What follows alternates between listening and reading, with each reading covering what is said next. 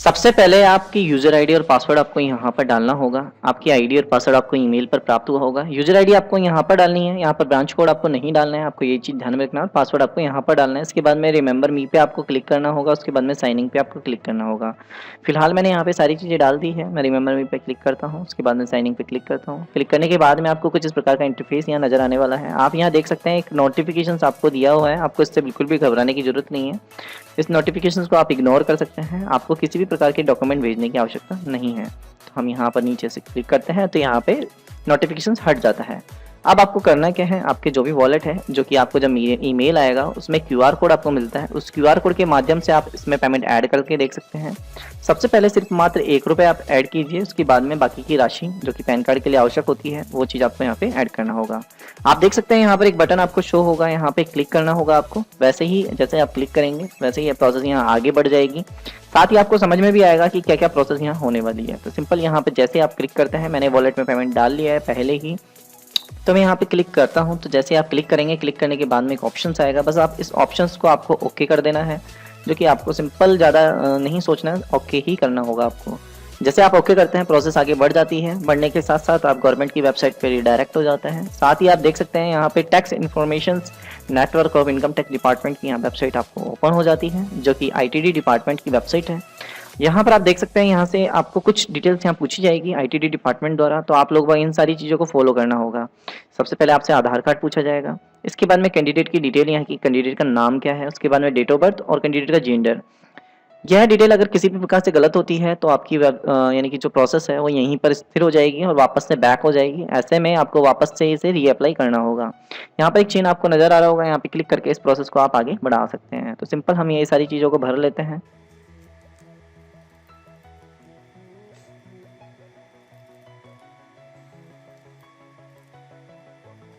जैसा कि यहाँ पे आप देख सकते हैं हमने सारी डिटेल को भर लिया है। जैसे हमने डिटेल कंप्लीट कर ली है और यहाँ पे टिक भी हमने कर दिया है। इसके बाद में जो सबमिट का बटन है, जो कि काफ़ी धुंधला सा था, वो अब यहाँ पर प्रॉपर वे में हो चुका है और आप यहाँ पे क्लिक कर सकते हैं। जैसे आप यहाँ क्लिक करते हैं, क्लिक करने के बाद में जो आपकी प्रोसेस है वो आगे बढ़ जाती है और आप लोग वो आगे प्रोसेस कर सकते हैं। अगर आधार कार्ड से डिटेल मैच नहीं होती है किसी भी तरीके से, चाहे डेट ऑफ बर्थ में गलती हो या नाम में गलती हो, तो आपकी प्रोसेस यहाँ से आगे नहीं बढ़ेगी। आप वापस से शुरुआती दौर पर पहुँच चुके होंगे। तो सबसे पहले मैं आपको सजेस्ट करना चाहता हूँ, जो ये प्रोसेस है वो एकदम सही सही आपको भरनी होगी। किसी तरीके की गलती होने पर आपका पैन कार्ड की जो प्रोसेस है वापस से रीसेट हो जाएगी और शुरुआत से आपको वापस से इसे करना होगा। मैं आपको बताना चाहता हूं कि अगर कोई पैन कार्ड आप अप्लाई कर रहे हैं, उस मामले में अगर आपका पैन कार्ड कंप्लीट का प्रोसेस नहीं होता है तो आपकी जो राशि है ₹107 वो वापस से आपको लौटा दी जाती है, आपके पास वो वापस से प्राप्त हो जाती है। तो आपको इतना बिल्कुल घबराने की आवश्यकता बिल्कुल नहीं है कि आपकी किसी भी प्रकार की कोई राशि कट जाएगी और उसमें आपको काफ़ी बड़ा नुकसान झेलना हो सकता है। तो ऐसा आपको बिल्कुल भी नहीं करना है। तो बेफिक्र रहिए, आपका जो भी अमाउंट है वो नहीं कटने वाला है। तो आप देख सकते हैं यहाँ पर लास्ट में आप इसे वापस से रीवेरीफाई कर सकते हैं, क्योंकि ये आधार कार्ड के डेटाबेस से कनेक्टेड है। तो टोटली आप डिटेल देख सकते हैं। यहाँ पर आपसे पूछा जाएगा एक नीचे नीचे कि क्या आपका एक से ज़्यादा नाम है, तो आपको इसमें नो का जो ऑप्शन है उसको सेलेक्ट करना है। जैसे हम नो के ऑप्शंस पे क्लिक करते हैं तो ये जो नीचे की लाइन है वो हट जाती है और सिंपल आप देख सकते हैं यहाँ पर नेक्स्ट का जो बटन है उस पर आपको क्लिक करना होता है। जैसे आप नेक्स्ट के बटन पे यहाँ क्लिक करते हैं, क्लिक करने के साथ साथ आप जो प्रोसेस है इसकी थर्ड प्रोसेस के ऊपर आप रिडायरेक्ट हो जाते हैं। तो आपको जैसे ही नेक्स्ट क्लिक करते हैं आपकी थर्ड प्रोसेस पे यहाँ पे पहुँच जाते हैं। पहुँचने के साथ साथ आपको इस चीज़ का ध्यान रखना है, यहाँ पर सिंगल मदर का जो प्रोसेस है उसको आपको नो रखना है। इसके बाद में यहाँ पे आपसे फादर नेम पूछा जाएगा, तो आपको कैपिटल लेटर में यहाँ पे फादर नेम यहाँ पे मेंशन कर देना है। फादर नेम यहाँ मेंशन कर दिया है।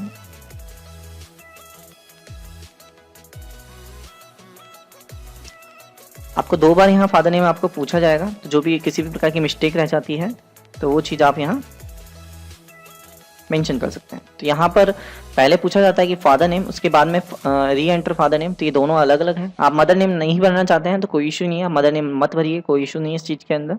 आपको सिंपल यहाँ पे जो आधार कार्ड यानी कि जो पैन कार्ड है आपका, उसके ऊपर प्रिंट क्या नाम चाहते हैं आप, तो यहाँ फादर नेम होता है, तो आप फादर नेम यहाँ पर सेलेक्ट कीजिएगा। तो आपका जो भी पैन कार्ड है जब आएगा तो फादर नेम प्रिंट होकर आएगा। ज़्यादातर इंडियन गवर्नमेंट के हिसाब से जितने भी डॉक्यूमेंट हैं उनमें सभी में फादर नेम मेंशन होता है। कभी कभी कुछ डॉक्यूमेंट में मदर नेम नहीं होता है। ऐसी में डिफिकल्ट प्रॉब्लम आपके सामने खड़ी हो जाती है कि आप मदर नेम से पैन कार्ड बना लेते हैं और वहाँ पर वेरिफिकेशन करने में काफ़ी दिक्कतों का सामना आपको करना होता है। तो हम यहाँ पर नेक्स्ट का बटन आपको नज़र आ रहा होगा। नेक्स्ट बटन पे आपको जैसे ही क्लिक करते हैं आपकी प्रोसेस आगे बढ़ जाती है। जैसे आप यहाँ 4th स्टेप में पहुंच जाते हैं तो यहाँ पर आपसे कुछ स्टेप पूछे जाते हैं जो कि कुछ इस प्रकार से हैं। पहला स्टेप आपसे पूछा जाता है कि क्या आप फिजिकली पैन कार्ड मंगाना चाहते हैं, तो यहाँ पर आपको यस कीजिए यहाँ पर। इसके बाद में पूछा जाता है आपकी इनकम ऑफ, यानी कि आपकी किस तरीके से इनकम है। तो यहाँ सैलरी अगर आप लेते हैं सैलरी से इनकम है, यहाँ इनकम फॉर बिजनेस आपका किसी प्रोफेशनल है आप तो बिजनेस वगैरह ये है तो उसमें आपको ये सेलेक्ट करना होता है। इसके अलावा हाउस प्रॉपर्टीज़ वगैरह, कभी कभी कोई लोग बाग अपनी प्रॉपर्टी वगैरह को किराए पे देकर प्रोसेस करते हैं तो उस मामले में ये चीज़ आता है। इसके बाद में इनकम फॉर अदर सोर्स, यानी कि इन सब कैटेगरी को नहीं आता है तो कहीं और से आप इनकम कर रहे हैं तो इनकम फॉर अदर सोर्स आता है। अगर आप स्टॉक मार्केट वगैरह से किसी से अगर पेमेंट वगैरह कमाते हैं, बिटकॉइन वगैरह से पेमेंट कमाता है तो कैपिटल गेन के ऑप्शन यहाँ पे आपको मिल जाता है।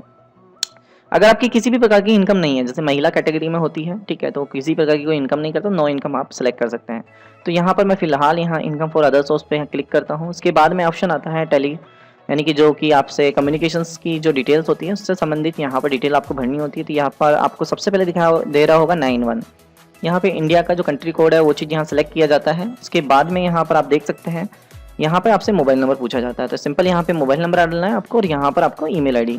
इस वाले कॉलम में आपको कुछ नहीं डालना है, इस चीज़ का आपको ध्यान में रखना है। अगर आप मोबाइल नंबर डाल रहे हैं, अगर आप टेलीफोन नंबर डाल रहे हैं तभी आपको एरिया कोड या एसटीडी कोड आपको डालना होगा।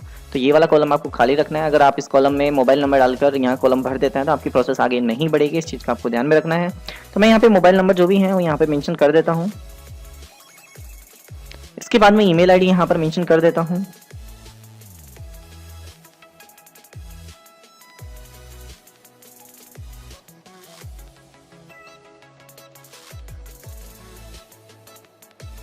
हमने यहाँ पे ईमेल आईडी और मोबाइल नंबर मेंशन कर दिया है। अब हम यहाँ से नीचे स्क्रॉल डाउन करेंगे। स्क्रॉल डाउन करने के साथ साथ आपसे कुछ और डिटेल यहाँ पे पूछी जाएगी, तो आपको इन वाली डिटेल को किसी भी प्रकार से नहीं भरना है। आपसे ऑफिस एड्रेस पूछा जाएगा तो फिलहाल इस एड्रेस को आपको नहीं भरना है। अगर इस वाले को आप भरते हैं तो हो सकता है आपका पैन कार्ड किसी बार रुक जाए या फिर कोई प्रोसेस में आप अटक जाए।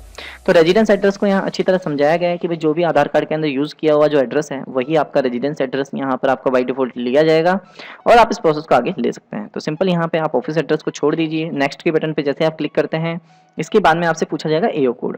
अब ज़्यादातर मामलों में लोग बाग नहीं समझ पाते हैं एओ कोड होता क्या है, तो सिंपल मैं आपको बता दूं, आपका जो भी एओ कोड है आप गूगल पे सर्च करेंगे तो आसानी से आपको मिल जाता है।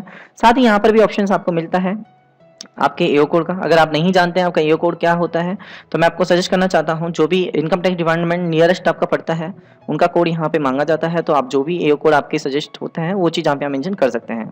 तो यहाँ पर जब आप क्लिक करेंगे तो देखिए यहाँ पर ऑटोमेटिकली अपने आप ले लेगा। जैसे आप क्लिक करेंगे अलग अलग एओ कोड यहाँ पर अपने आप एओ कोड ले लेता है। तो इस चीज़ का आपको ध्यान में रखना है, जो कि एओ कोड यहाँ पे लिस्टेड है वही एओ कोड आपके काम करेंगे। जो एओ कोड एक्सपायर हो चुके हैं वो यहाँ पर यूज़ में नहीं लिया सकते। तो यहाँ पर मैं RJNW 104(1) यहाँ पर यूज़ में लेने वाला हूँ। तो सिंपल यहाँ पर एओ कोड मैंने सेलेक्ट कर लिया है जो कि नियरेस्ट इनकम टैक्स डिपार्टमेंट है। उसके बाद में मैं यहाँ पे सेलेक्ट करता हूँ जो भी प्लेस यहाँ पर। उसके बाद में आपको ऑप्शंस मिलेगा सबमिट का। बस आपको ये लास्ट वाला सबमिट है, इस पर आपको क्लिक करना है। अब इसके बाद में किसी भी प्रकार की डिटेल्स वगैरह आपको भरने की आवश्यकता नहीं है जो कि यूजर्स की। तो जैसे सबमिट बटन पर आप क्लिक करते हैं, क्लिक करने के बाद में ना तो आपको बैक लेना है ना रिफ्रेश करना है, सिंपल आपका जो प्रोसेस है वो आगे बढ़ जाएगा और यहाँ पर आपको एक बार रिव्यू आपको कंप्लीट दिखाएगा। तो आप कैंडिडेट को ये पूरी डिटेल आप चेक करवा सकते हैं, जो भी कैंडिडेट आपके पास में मौजूद है उनको आप चेक करवा सकते हैं प्रॉपर वे में और समझा सकते हैं कि भाई हमने ये डिटेल भरी है, क्या ये सही है या गलत है। इस प्रोसेस को आप आसानी से प्रोसेस कर सकते हैं। तो फिलहाल यहाँ पे आपके सामने नज़र आ रहा होगा पूरी डिटेल्स, यहाँ पर कैंडिडेट की क्या क्या डिटेल यहाँ पर शो होती है। हम इसे प्रॉपर वे में यहाँ चेक कर लेते हैं। अगर किसी प्रकार की कोई गलती है या कोई भी समस्या है तो आप इस प्रोसेस को क्रॉस करके शुरुआत से वापस से शुरू कर सकते हैं। ऐसे मामले में होगा क्या, आपका पेमेंट कुछ समय के लिए रुक जाएगा, यानी कि 107 रुपये जो आपके कटे हैं वो 2 से 5 मिनट के लिए कटे हुए रहेंगे। उसके बाद में वो आपके वॉलेट में वापस आ जाते हैं और आप प्रोसेस आगे बढ़ सकती है। तो ऐसा नहीं है कि आपका जो पैन कार्ड है वो प्रोसेस आपकी नहीं कर पाएंगे। तो यहाँ पर एक लास्ट में कन्फर्म का बटन आपको मिलेगा। कन्फर्म के बटन पर जैसे आप क्लिक करेंगे, क्लिक करने के साथ साथ ये प्रोसेस आगे बढ़ जाएगी और आप लोग समझ सकते हैं प्रोसेस आगे बढ़ने के बाद में आपसे या तो OTP का माध्यम आप सेलेक्ट कर सकते हैं यहाँ पर, या फिर आप KYC जो कि फिंगरप्रिंट के माध्यम से यहाँ पे आप सेलेक्ट।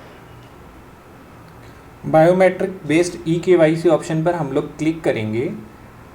यहाँ पर हमको फिंगरप्रिंट डिवाइस का ऑप्शन मिलेगा। फिंगरप्रिंट डिवाइस चूज़ करने के बाद हम ओके करेंगे। फिंगरप्रिंट डिवाइस में आपका लाइट जलेगा। आपको क्या करना है, इसके बाद फिंगरप्रिंट कस्टमर का यहाँ लगवाना है।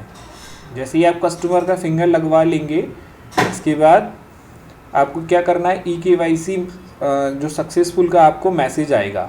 यहाँ पे हमारा फिंगर लग चुका है सक्सेसफुली। अब इसके बाद आपको क्या करना है, कस्टमर का ई साइन कराना है। फिर से आपको बायोमेट्रिक बेस्ड ई साइन पर क्लिक करना है। एक पॉपअप विंडो खुलेगा, यहाँ पर आपको कस्टमर का आधार कार्ड का नंबर डालना है।